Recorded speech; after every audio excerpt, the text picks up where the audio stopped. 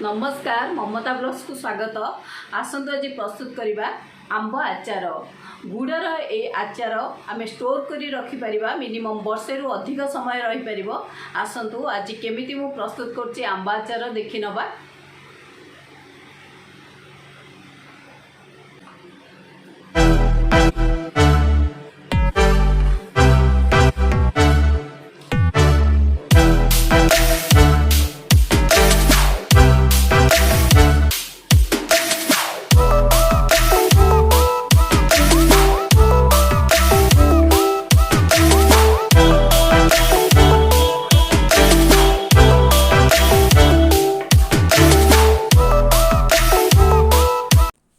आंब आचार प्रस्तुत करने मुझे देसी आंब नहीं 1.5 किलो ओजन आंब नहीं जोटा कि टिके पाकलिया आंबर ए आचारटा बहुत भल हुए। तेणुक ये आंब नहीं देखुवे एटा आमर निज बाड़ीर आंब। तेणुक ए आंबटा बहुत टेस्टी आंब ताकू धोइया को पड़ो। तेणुक मुझे धोई नौची तो धोईदबा परे ही प्रोसेसिंग करी भल भाव धोईदबा कथा कारण आंबरे मली फली थाए। आम ये चोपा सह आचार प्रस्तुत करूँ चोपा काटबूनी। तेणुक मुझे भल भाव धोई नौची।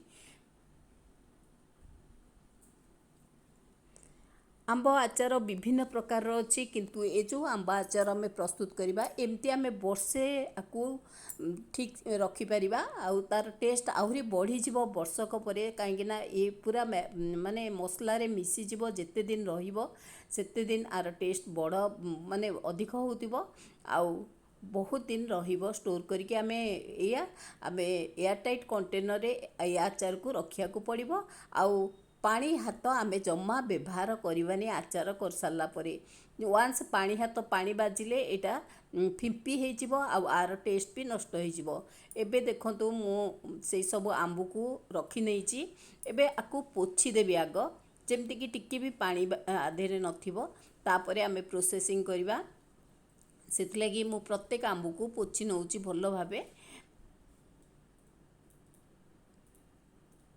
आगे देखुथिबे गाँ गहली रे आंबा आचार करुले जेतेबेले सब माटी हांडी माटी जगह पात्र रे कले आर टेस्ट आहुरी भल आसे। किंतु एबे आमे माटी सेतिकी बड़ माटी हांडिया आउ सेमती जगार ही ताकू सुखेबा को पड़िबो। ए जो आचार मु प्रस्तुत करची आकू निहाती खरा दवा को पड़िबो।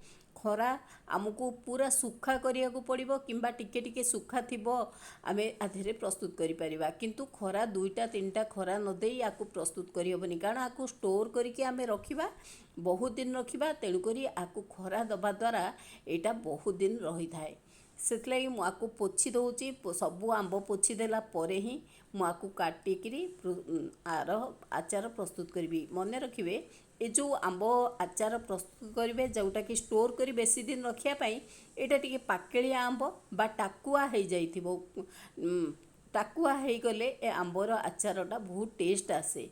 एमिति जदि माने छोट आंब बा कसी आंबरे करवा ये बेसी दिन रहिबनी बा एते टेस्ट आसीबनी।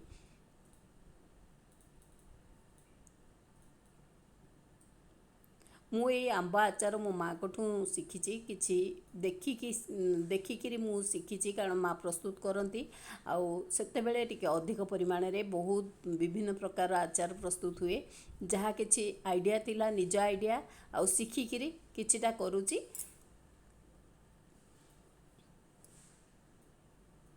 एमिति भी आमे इंस्टांट आचार करिपरिबा किंतु ए आचारटा प्राय रखु स्टोर करने ही स्टोर करी रखिया ही मु प्रस्तुत करुची। एभली सबु आंब पोछि देला परे मु ताकू काटी नेबी गोटे साइजर सबु आंब को काटी देबी। अवश्य ए आंब काटिया पई बहुत दिक्कत कहीं आधेरे टाकुआ हो जाइथिबो टाण आंबटा हो जाइथिबो। तेणु करी काटिबाटा टिके दिक्कत थाए किंतु आर टेस्ट बहुत भल आसे। छोट आंब अपेक्षा आचार रे आर टेस्टा बहुत भल आसे। देखुथिबे बाहर जो आचार आणुथिबे से भली टाकुआ थिबा आंबर आचार आपण आणुथिबे कारण सेतिरे ही आचारटा बहुत भल हुए टेस्ट भल हुए। एबे तार बुंडी अंशटा काटी दउची तापरे ତାକୁ ମୁଁ କହିଛି ଏମିତି ଚୋପା ଛଡ଼େଇବିନି, ଚୋପା ଥିବା ଅବସ୍ଥାରେ ଏ ଆଚାର ପ୍ରସ୍ତୁତ ହେବ। ଦେଖନ୍ତୁ କେତେ ଟାଣ ଅଛି, ଆମ୍ବ କାଟିବାକୁ ବହୁତ ଦିକ୍କତ, ବହୁତ ଟାଣ ଅଛି। ପ୍ରାୟତଃ ଏ ଆମ୍ବ ଆଚାର ପ୍ରସ୍ତୁତ କରିବାକୁ କାଟିବା ପାଇଁ ହିଁ ପ୍ରାୟ 2 ଘଣ୍ଟା ଲାଗିଯାଏ, କାହିଁକିନା ଏତେ ଟାଣ ଥାଏ ଯେ କାଟିବା ପାଇଁ ବହୁତ ସମୟ ଲାଗିଯାଏ। ମୋତେ ବି ସେମିତି ସମୟ କିଛି ନେଇକରି ମୁଁ ଧୀରେ କରୁଛି, କାହିଁକିନା ଦେଖନ୍ତୁ କେତେ ତା ଦେହରେ ହେଇଯାଇଛି, ଟାକୁଆ ପୁରା ହେଇଯାଇଛି। କୋଇଲିଟା ବାହାର କରିନେଉଛି, ତା ଭିତର ଅଂଶକୁ କୋଇଲି କହନ୍ତି ଆମ୍ବର, ଆଉ ସେ କୋଇଲିଟା ବାହାର କରିଦେଉଛି। କିନ୍ତୁ ଯଦି ବି ରହିଯିବ କୋଇଲିଟା, ଆମ୍ବଟା ଆଚାରଟା ପିତା ହେଇଯିବ। ତେଣୁକରି ଏଇଟାକୁ ପୁରା ବାହାର କରିଦେବେ। ବାହାର କରି ସାରିଲା ପରେ ଆମେ ପ୍ରୋସେସିଂ କରିବା। ତାକୁ ମୁଁ 2 ଖଣ୍ଡ କରିଦେବି ଏ ଆମ୍ବକୁ, ତାପରେ ତାକୁ ଆଉ ଟିକେ କାଟିକି ନେଇ ସେପ୍ ଦେଇ ସବୁ ଆମ୍ବକୁ ମୁଁ ଏଇଭଳି କାଟି ନେବି। 1.5 କିଲୋ ଓଜନର ଆମ୍ବ ମୁଁ ରଖିଛି। ଆମ ଗାଁର ଗଛରେ ଆମ୍ବ ହେଇଥିଲା, ସେଠୁ ହଜବ୍ୟାଣ୍ଡ ଯାଇଥିଲେ ଆଣିଥିଲେ କିଛି ଆମ୍ବ।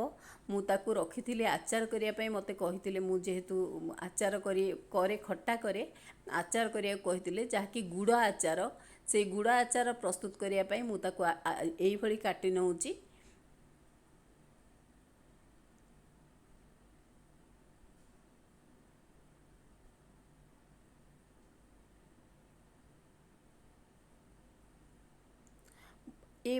ଯେତେ ଦିନ ରହିବ ଆର ଟେଷ୍ଟଟା ସେତେ ଅଧିକ ଆସିବ। ଇନଷ୍ଟାଣ୍ଟ ଆମେ ଯାହା ଯେଉଁ ଆଚାରଟା କରିକି ଖାଇବା ଯେମିତି ଲାଗିବ, କିଛି ଦିନ ଗଲା ପରେ ଆର ଟେଷ୍ଟଟା ଅଧିକ ଅଧିକ ବଢ଼ିକି ରହିବ।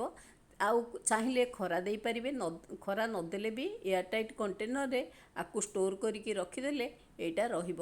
ଗୋଟେ ଜିନିଷ ହେଉଛି, ଆମେ ଜମା ବି କରିସାରିଲା ପରେ, ପ୍ରସ୍ତୁତ କରିସାରିଲା ପରେ ଜମା ବି ପାଣି ହାତ ଆଧିରେ ଯେମିତି ବାଜିବନି। ପାଣି ହାତ ବାଜିଲେ ଏ ୱାନ୍ସ ଫିମ୍ପି ହେଇଯିବ ଆଉ ନଷ୍ଟ ହେଇଯିବ। ତେଣୁକରି ଆଚାର, ଯେକୌଣସି ଆଚାର ହେଲା ବି, ଆମେ ଯଦି ପାଣି ହାତ ବାଜିବ ସେଇଟା ନଷ୍ଟ ହେଇଯିବ। ତେଣୁକରି ଚାମଚରେ କାଢ଼ିବେ କିମ୍ବା ଚାମଚରେ କାଢ଼ିକି ତାକୁ ୟୁଜ୍ କରିବେ। ଏଇଭଳି ମୁଁ ସବୁ ଆମ୍ବକୁ କାଟି ନେବି। ବହୁତ ଟାଣ ହେଇଯାଇଛି, ତେଣୁକରି ମୁଁ ଧୀରେ ଧୀରେ କାଟୁଛି, କାରଣ ସହଜରେ କାଟିବା, ଆମ୍ବ କାଟିବା ଅତି ସହଜ, କିନ୍ତୁ ଏଇଭଳି ଯଦି ଟାକୁଆ ହେଇଯାଇଥିବ କାଟିବାଟା ବହୁତ କଷ୍ଟ। ତେଣୁକରି ମୁଁ ଧୀରେ ଧୀରେ କାଟୁଛି ୟାକୁ। ଏଇଭଳି ସବୁ ଆମ୍ବ କାଟି ନେବି। ଦେଖନ୍ତୁ ସବୁ ଆମ୍ବ କାଟି ଦେଇଛି। ଆ ଦେହରେ କିଛି ହଳଦୀ ଗୁଣ୍ଡ, ପ୍ରାୟ 1.5 ଚାମଚ ହଳଦୀ ଗୁଣ୍ଡ ଆଉ 1.5 ଚାମଚ ଲୁଣ ଗୋଳେଇକିରି ମୁଁ ଆକୁ ଶୁଖେଇବି। ଏକ ତ ଶୁଖା ଅଛି, ତାପରେ ଆମେ ଶୁଖେଇଲା ବେଳେ ଆ ଦେହରୁ କିଛି ପାଣି ଆସିବ, ଆଉ ସେ ପାଣିଟା ଆମେ ଶୁଖେଇବା ଦ୍ୱାରା ଶୁଖିଯାଏ। ଆଉ ଶୁଖିଗଲା ପରେ ହିଁ ଆମେ ଯେଉଁ ଆମ୍ବ ପ୍ରସ୍ତୁତ କରିବା ଆଚାରଟା ନିଶ୍ଚିତ ଟେଷ୍ଟି ହେବ ଆଉ ଭଲ ହେବ। ତେଣୁକରି ଲୁଣ ହଳଦୀ ଗୋଳେଇ ଦେଇ ମୁଁ ଆକୁ ଗୋଟେ ଖରାରେ, 1 କି 2ଟା ଖରା ଲାଗିବ, ତେଣୁକରି 1 କି 2 ଦିନ ମୁଁ ତାକୁ ଖରା ଦେବି। ଦେଖୁଥିବେ ମୁଁ ଛାତ ଉପରକୁ ନେବି, ଛାତ ଉପରେ ହିଁ ଖରା ଦେବି, କାରଣ ଆମର ଯେହେତୁ ଆପାର୍ଟମେଣ୍ଟ ଘର, ଆଉ ବାଲକୋନିରେ ଖରା ସହଜରେ ପଡ଼େନି। ଯଦି ବି ପଡ଼େ ଅତି କମ୍ ଖରା ପଡ଼େ, ଯାହାକି ତା ଦେହରେ ଏ ଆଚାର ପ୍ରସ୍ତୁତ ହେବା ସମ୍ଭବ ନୁହଁ। ତେଣୁକରି ଆକୁ ଟିକେ ଅଧିକ ଖରା ଦରକାର। ତେଣୁକରି ମୁଁ ଛାତ ଉପରକୁ ନେଇକରି ଆକୁ ଖରା ଦେବି। ଆକୁ ଏଇଭଳି ସବୁ ଗୋଳେଇ ନେଉଛି। ଏ ଆଚାର ପ୍ରସ୍ତୁତ କରିବାକୁ ନିହାତି ସମୟ ଦରକାର, ଆଉ ସହଜରେ ଆମେ ଇନଷ୍ଟାଣ୍ଟ ଏଇଟା ପ୍ରସ୍ତୁତ ହେଇପାରିବନି। ଆକୁ ନିହାତି କିଛି ସମୟ ଦରକାର ହେବ। ଏଇଭଳି ଦେଖନ୍ତୁ, ଆକୁ ଖରା ଦେଇଦେବା। ବର୍ତ୍ତମାନ ଯିବା ଖରା ଦେବାକୁ। ଏବେ ମୁଁ ଛାତ ଉପରକୁ ଯାଇଛି ଭାରି। ଛାତ ଉପରେ ଦେଖୁଥିବେ ଗୋଟେ ଜାଗା, ମୁଁ ଗୋଟେ କପଡ଼ା ପକେଇ ଦେଇଛି। ଏଇ କପଡ଼ା ପକାଇବା ପରେ ମୁଁ ସେଇ ସେମ୍ ତସଲାରେ ଯେଉଁଥିରେ ମୁଁ କାଟିଥିଲି ଆମ୍ବ, ସେଇଥିରେ ହିଁ ଶୁଖେଇବି। ସେଇଥିରେ ବହୁତ ଖରା ଅଛି। ଏବେ ପ୍ରାୟ 1 ସାଢ଼େ 1 ସମୟ, ତେଣୁକରି ଖରା ବହୁତ ଜୋରେ ଅଛି। ତାତି ଯାଇଛି ପୁରା ଛାତ ଉପର। ଏବେ ତ ଖରା ପ୍ରବଳ ହେଉଛି ଜାଣିଥିବେ। ତ ମୁଁ ଏବେ ଆକୁ ଏଇଠି ଶୁଖେଇ ନେଉଛି। ତାପରେ ମୁଁ ପ୍ରାୟ 2 ଘଣ୍ଟାରୁ 3 ଘଣ୍ଟା ଶୁଖିଲା ପରେ ତାକୁ ନେଇଯିବି ଘରକୁ। ପୁଣି ଆଉ ଗୋଟେ ଖରା ଦେବି, ତାପରେ ପ୍ରୋସେସିଂ କରିବି। ଏବେ ଦେଖନ୍ତୁ କେତେ ସୁନ୍ଦର ଭାବେ ଶୁଖୁଛି ଆଉ ବହୁତ ବଢ଼ିଆ ଖରାଟା ହେଇଛି। ଚାହିଁଲେ ଆପଣ ଗୋଟି ଗୋଟି କରିକିରି ବି ଶୁଖେଇ ପାରିବେ। ମୁଁ କେବଳ ତସଲାରେ ଶୁଖେଇ ଦେଇଛି ଏମିତି।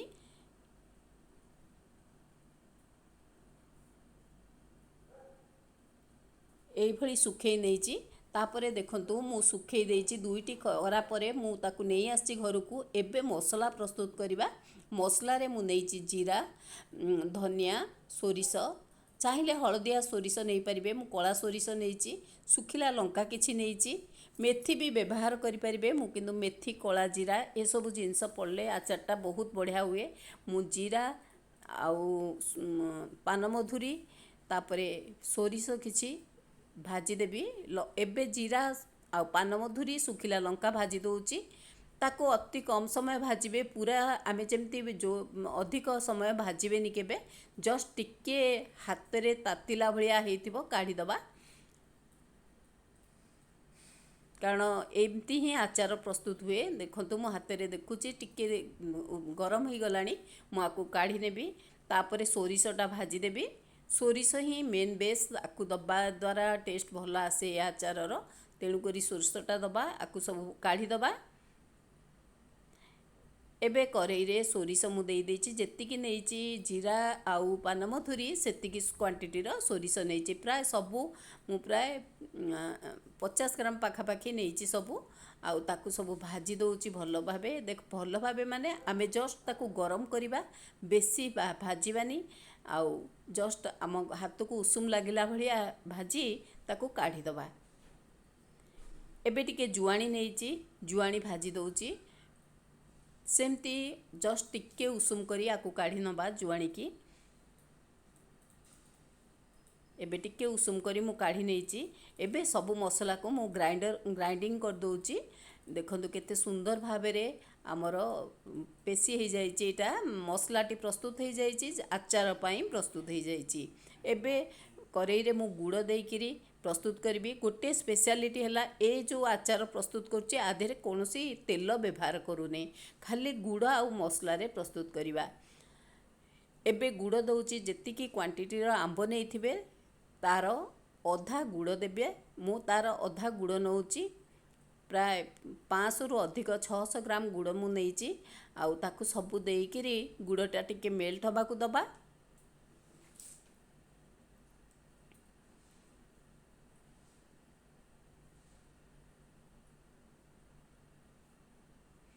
ଚାହିଁଲେ ତେଲ ବ୍ୟବହାର କରିପାରିବେ। ସୋରିଷ ତେଲ ତ ବହୁତ ବ୍ୟବହାର କରନ୍ତି, କିନ୍ତୁ ତେଲ ଯଦି ୟୁଜ୍ ନ କରିବେ ତାହେଲେ ନିଶ୍ଚିତ ଏ ଆଚାରଟା ଦେଖିବେ।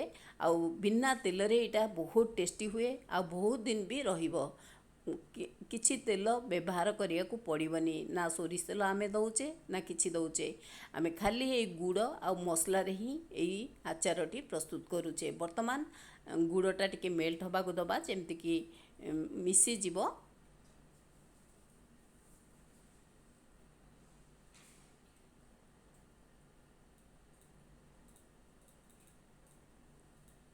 କିଛି ସମୟ ଛାଡ଼ିଦେବା। ଏବେ ଦେଖନ୍ତୁ ଗୁଡ଼ଟି ମିଶିଗଲାଣି, ମେଲ୍ଟ ହେଇଗଲାଣି। ବର୍ତ୍ତମାନ ଆଉ ଆଧେରେ ଆମେ ମିଶେଇବା, ଆମ୍ବଟି ମିଶେଇଦେବା।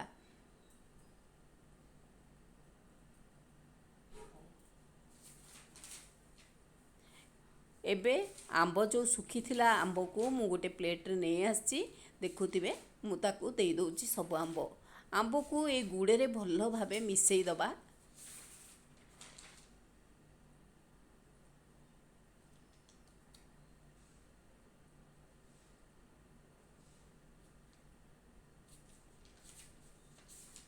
এইଭଳି ମିଶେଇ ଯିବା, ଯେମିତିକି ଗୁଡ଼ ପାଗଟାରେ ସବୁ ଆମ୍ବ ଭେଦିଯିବ। ଟିକେ ମିଶିଗଲା ପରେ ହିଁ ଆମେ ମସଲା ଆଡ଼୍ କରିବା।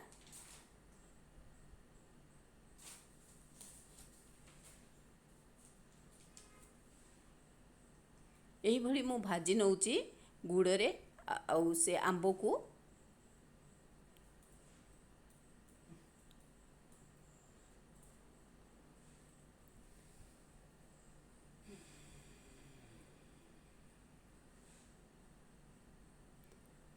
ଅତି କମ୍ ସମୟରେ ପ୍ରସ୍ତୁତ ହେଇଯିବ। ଆମେ ଶୁଖେଇ ସାରିବା ପରେ ଏ ଜିନିଷ ସବୁ ପ୍ରିପେୟାର କରି ସାରିଲା ପରେ ପ୍ରସ୍ତୁତ ହେବାକୁ ବେଶୀ ସମୟ ଲାଗିବନି। ଏବେ ମସଲା ଦେଇଛି ସବୁ, ମସଲା ସହ ଆକୁ ମିଶାଇ ଦେବା ଭଲ ଭାବରେ।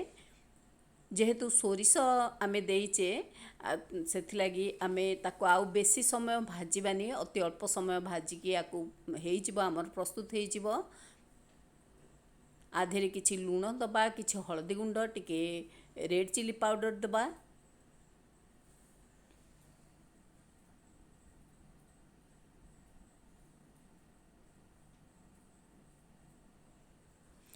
ଏବେ ଜୁଆଣି ଦେଇ ଦେଉଛି, ଜୁଆଣିଟା ବହୁତ ଭଲ ଲାଗେ ଆଉ ଆର ଟେଷ୍ଟ ବହୁତ ଭଲ ଆସେ। ଚାହିଁଲେ କଳା ଜିରା ଦେଇପାରିବେ କିମ୍ବା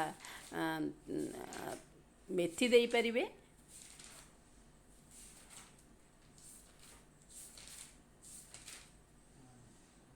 ଆକୁ ଆଉ ଟିକେ ଭଲ ଭାବେ କଷି ନେବା, ମିଶାଇ ଦେବା। ପୁରା ଗୁଡ଼ ଆଉ ଆମ୍ବଟା ଯେମିତି ପୁରା ଭଲସେ ମିଶିଯିବ, ଗୋଟେ ସୁନ୍ଦର ଫ୍ଲେଭର ବି ଆସିବ। ଜାଣିବା ଆମର ଆଚାର ପ୍ରସ୍ତୁତ ହେଇଗଲା। ଏବେ ଲୁଣ ଦେଇଦେବା, କାରଣ ଲୁଣ ଆଗରୁ ଅଳ୍ପ ଦେଇଥିଲେ, ଏବେ ଆଚାର ପାଇଁ ଆମେ ଲୁଣ ଦେବା।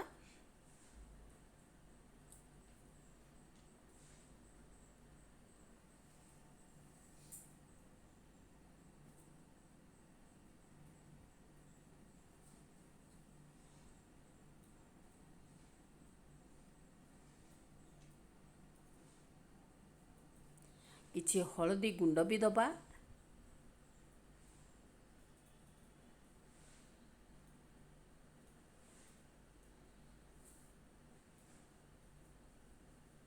ପ୍ରାୟ ଏଇଟା 20-25 ମିନିଟ୍ ଲାଗିବ ଏଇଭଳି କଷିକିରି ଆକୁ ବା ମିଶାଇ ନେବା, ଯେମିତିକି ସୁଖା ସୁଖା ଟିକେ ହେଇଯିବ। ସେତେବେଳେ ଜାଣିବା ଆମ ଆଚାରଟା ପ୍ରସ୍ତୁତ ହେଇଗଲା। ଏବେ ଟିକେ ରେଡ୍ ଚିଲି ପାଉଡ଼ର ଦେଇଛି, ମୁଁ ବେଶୀ ଦେଇନି କାହିଁକିନା ମୁଁ ଲଙ୍କା ବାଟିଛି, ଲଙ୍କା ଗୁଣ୍ଡ କରିଛି, ଯେଉଁ ଦେଖେଇଥିଲି ମସଲାରେ ଲଙ୍କା ଗୁଣ୍ଡ କରିକି ଦେଇଛି, ସେଥିଲାଗି ମୁଁ ଅଳ୍ପ ଦେଇଛି ଲଙ୍କା ରେଡ୍ ଚିଲି ପାଉଡ଼ରଟା। ଆଉ ଏଇଭଳି ମିଶାଇ ଦେବା। ଦେଖନ୍ତୁ କେତେ ସୁନ୍ଦର ଭାବେ ମିଶିଗଲାଣି, ଆର ବହୁତ ବଢ଼ିଆ ଫ୍ଲେଭରଟେ ବା ଆସୁଛି ଆମ୍ବ ଆଚାରର।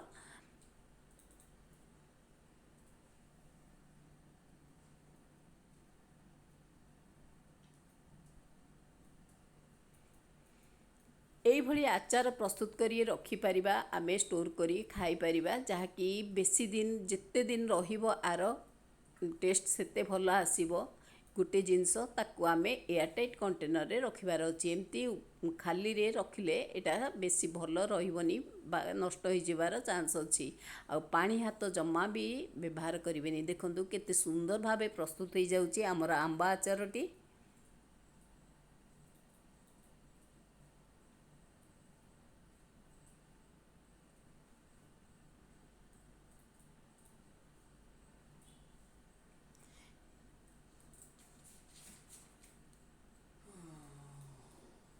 ଏବେ ପ୍ରାୟ ସମ୍ପୂର୍ଣ୍ଣ ପ୍ରସ୍ତୁତ ହେଇଗଲାଣି। ଗ୍ୟାସର ଫ୍ଲେମ୍ଟା ମୁଁ ବନ୍ଦ କରିଦେଉଛି। ଏବେ ପ୍ଲେଟିଂ କରିବା। ଦେଖନ୍ତୁ କେତେ ସୁନ୍ଦର ଭାବେ ପ୍ରସ୍ତୁତ ହେଇଯାଇଛି ଆମର ଆମ୍ବ ଆଚାର, ମିଠା ଆମ୍ବ ଆଚାର, ଖଟା ମିଠା ଆମ୍ବ ଆଚାର। ଯେହେତୁ ଏ ଆମ୍ବ ଆଧିରେ ଖଟା ଅଂଶ ଅଛି ଆଉ ଆମେ ଗୁଡ଼ ଦେଇ ପ୍ରସ୍ତୁତ କରୁଛେ, ତେଣୁକରି ମିଠା ବି ଲାଗିବ। ତେଣୁକରି ଖଟା ମିଠାର ଆର କମ୍ବିନେସନରେ ଆଚାରଟି ବହୁତ ସୁନ୍ଦର ଟେଷ୍ଟ ଆସିବ ଆଉ ବହୁତ ଦିନ ରହିବ, ଷ୍ଟୋର ହେଇକି କରିକି ରଖିପାରିବା। ଫଟାଫଟ ପ୍ରସ୍ତୁତ ହେଲା। ଆମକୁ ଯାହା ଶୁଖେଇବା ଆଉ କାଟିବା ପାଇଁ ସମୟ ଲାଗିବ, ଆଉ ମସଲା ପ୍ରସ୍ତୁତ କରିଦେଲା ପରେ ଆମେ ସାଙ୍ଗେ ସାଙ୍ଗେ ଏ ଆଚାର ପ୍ରସ୍ତୁତ କରିବା। ବାହାରୁ ବଜାରରୁ ମାର୍କେଟରୁ କିଣିକି ଆଣୁଛେ, ଆମେ ବିଭିନ୍ନ ପ୍ରକାର ଆମ୍ବ ଆଚାର ଖାଉଛେ, କିନ୍ତୁ ଏମିତି ଘରେ ପ୍ରସ୍ତୁତ କରି ଆମେ ହାଇଜେନିକ୍ ୱେରେ ଆମ୍ବ ଆଚାର ପାଇପାରିବା ଆଉ ଆର ଟେଷ୍ଟ ନେବା। ଆପଣ ମଧ୍ୟ ଏମିତି ପ୍ରସ୍ତୁତ କରନ୍ତୁ, ଆର ଟେଷ୍ଟ ନିଅନ୍ତୁ। ଯଦି ଆଉ କେମିତି ଆପଣଙ୍କୁ ଭଲ ଶୈଳୀରେ ପ୍ରସ୍ତୁତ କରିଥିବେ ନିଶ୍ଚୟ କହିବେ କମେଣ୍ଟ ମାଧ୍ୟମରେ। ଆଉ ମୋ ଭିଡ଼ିଓଟି ଦେଖିଥିବେ, ପସନ୍ଦ ଆସିଥିଲେ ନିଶ୍ଚୟ ଲାଇକ୍ କରନ୍ତୁ, କମେଣ୍ଟ ସେୟାର ସବସ୍କ୍ରାଇବ୍ କରିବାକୁ ଭୁଲିବେନି। ପ୍ରସ୍ତୁତ ହେଇଗଲା ଟେଷ୍ଟି ଆମ୍ବ ଆଚାର, ଖଟା ମିଠା ସ୍ୱାଦର ଆମ୍ବ ଆଚାର। ଖରାଦିନେ ଏ ଆମ୍ବ ଆଚାର ପ୍ରସ୍ତୁତ କରିବା ଅତି ସହଜ। ଖରାଦିନେ ହିଁ ପ୍ରସ୍ତୁତ କରନ୍ତୁ, କାରଣ ପ୍ରଚୁର ପରିମାଣରେ ଆମ୍ବ ମିଳିଥାଏ। ଆଉ ଆର ଟେଷ୍ଟ ନିଅନ୍ତୁ। ରହୁଛି। ଥ୍ୟାଙ୍କ ୟୁ, ନମସ୍କାର।